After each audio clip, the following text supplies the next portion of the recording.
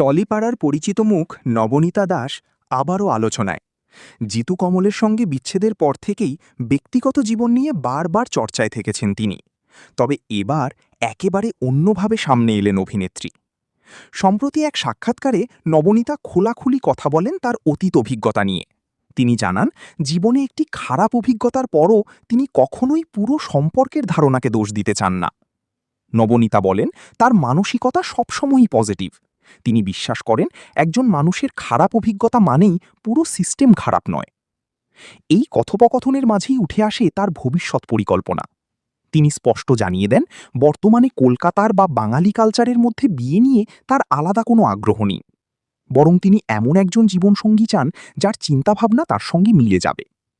সবচেয়ে চমকপ্রদ বিষয় হল, নবনীতা বলেন তিনি একজন অবাঙালি ছেলের সঙ্গে ভবিষ্যৎ গড়ার কথা ভাবতে পারেন। এখানেই থেমে থাকেননি তিনি। আবেগ ভরে তিনি আরও জানান, তিনি মা হতে চান। একটি ছোট্ট জীবনকে নিজের মতো করে গড়ে তোলার স্বপ্নই তাকে সবচেয়ে বেশি টানে। তার কথায়, যদি জীবন সেই সুযোগ দেয় তিনি তা দুহাত ভরে গ্রহণ করবেন। সব মিলিয়ে নবনীতার এই বক্তব্য স্পষ্ট করে দেয়, তিনি অতীতকে পিছনে ফেলে সামনে এগিয়ে যেতে চান।